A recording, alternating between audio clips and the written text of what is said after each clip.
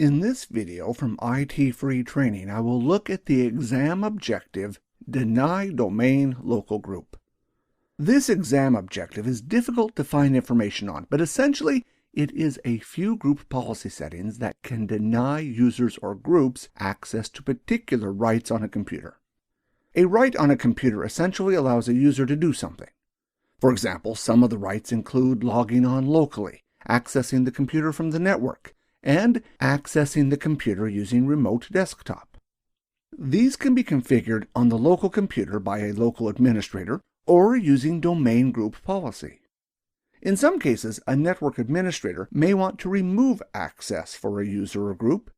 This may be because of security reasons. For example, in a secure environment, you may want to prevent the computer from being accessed from remote via the network.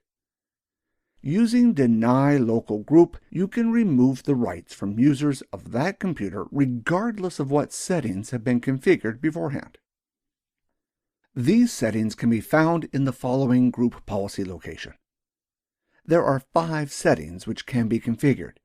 To have a better look at these settings, I will open Group Policy Management and then edit the default domain policy. I will next navigate down through Group Policy until I get to User Rights Assignment.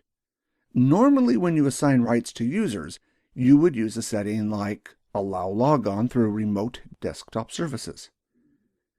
If I open this setting, normally you would define the settings and then add the required users and groups that you wanted to use at the bottom. The problem with this approach is the settings will replace whatever was previously configured. If you only want to deny a user or group access, you would need to enter in all the users and groups required minus the ones not required. This requires the administrator to have knowledge of which users and groups have already been configured. If I exit out of here and go down to the Deny settings, these options can be used to effectively remove access to a user or group without requiring any knowledge of what permissions have already been applied. You can see the 5 settings that can be configured. The first is Deny access to this computer from the network. This will prevent the user or group from accessing the computer using the network. However, this does not prevent access to the computer using remote desktop. The next setting is Deny Logon as Batch Job. This refers to jobs that are running using the task scheduler that are not interactive. Interactive means that it does not require access to the desktop. If this is enabled, jobs that are attempted to be run using the task scheduler as the user will be denied. The next setting, Deny Logon as a Service, prevents that user or group from being used to run a service on the computer. The next setting, Deny Logon Locally, prevents the user from logging in locally to the computer. Locally essentially means that the user is physically at the computer attempting to log in rather than accessing it from remote. The last setting is Deny Logon through Remote Desktop Services. This setting will prevent access to the computer using remote desktop.